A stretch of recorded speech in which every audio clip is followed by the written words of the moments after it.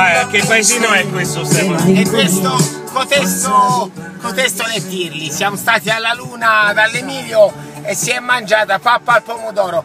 Già ti dico che cotesto video mi fa due maroni così perché non ho la cintura, ma sto a 8 km/h, ma potrò essere libero di metterla dopo che l'ho fatto il video. Sto a 8 km, anzi Adesso sto proprio fermo, sto fermo. cintura. Oh, così tutti sti pretini non ci fanno due maroni come due zampogna. Oh.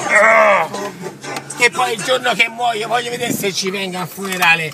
Oh, presidente, mettete la cintura! Allora, stiamo facendo un karaoke nelle strade di...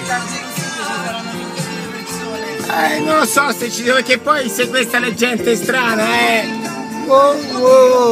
abbiamo mangiato pappa al pomodoro, si è mangiato i crostini ai fiegatini, e poi si è mangiato lo gnocco alla gnocca, e poi si è mangiato la pappardella al cinghiale, e poi si è mangiato il filetto bandato al prosciutto, si è mangiata una tagliata che era proprio tagliata, ma era tagliata, e poi si è bevuto bruciato, era un po' bruciato, ma com'era quel vino?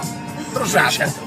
E poi si è mangiata una crema catalana in 4 che non si è mangiata, perché eravamo pieni come otri, ma la grappa invece si è bevuta.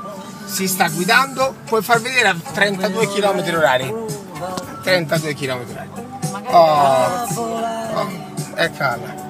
Ha dovuto dire la frase capestro, magari nell'altra corsia. L'essenzo unico.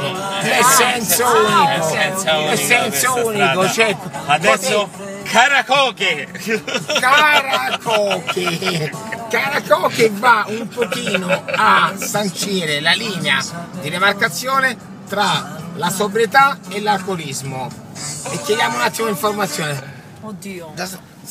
Sorry, for Puntala, you know the street? Yes, yes. Ti ringrazio. Hola, hola. Ti ringrazio. Viva la vita! Dai, spegno!